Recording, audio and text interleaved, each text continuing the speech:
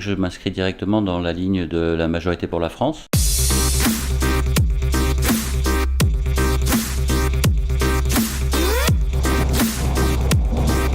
Je crois que l'électorat de droite et du centre en Amérique du Nord s'est retrouvé un petit peu orphelin après ces dernières années. D'une part, donc c'est sur un positionnement politique, et d'autre part, je pense qu'il y a eu un échec.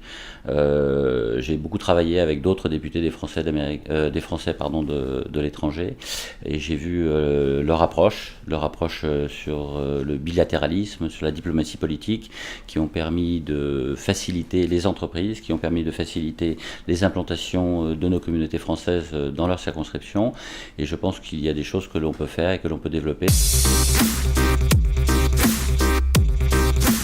Alors la première différence, c'est que je m'inscris directement dans la ligne de la majorité pour la France. Ça, c'est le premier point qui me semble important, sur une opposition constructive, mais surtout donner une majorité au Premier ministre actuel.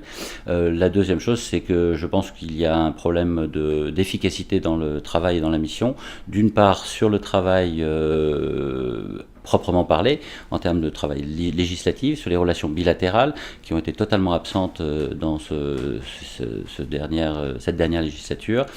Et enfin, je me présente vraiment comme le candidat qui vit ici, qui travaille ici, qui vote ici.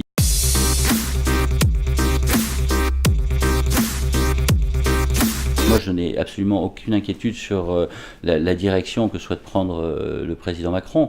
Je pense que sur la réforme du travail, sur la sécurité, sur les engagements militaires, on l'a vu récemment, je suis absolument sur la même ligne. Concerne essentiellement l'éducation. Nous avons aujourd'hui la chance d'avoir des magnifiques établissements, les vaisseaux amiraux de notre système d'éducation, qui ont vraiment une mission à remplir sur la promotion de l'enseignement de qualité en français, mais qui, pour différentes raisons, parce que ce sont des établissements souvent de droit local, avec un conseil d'administration de droit local, qui ont une certaine limite dans le nombre d'enfants de familles françaises qu'ils peuvent accueillir, et puis des limites au niveau financier. Et donc il y a un certain nombre d'alternatives, soit par des charter schools, soit par des écoles avec des programmes bilingues.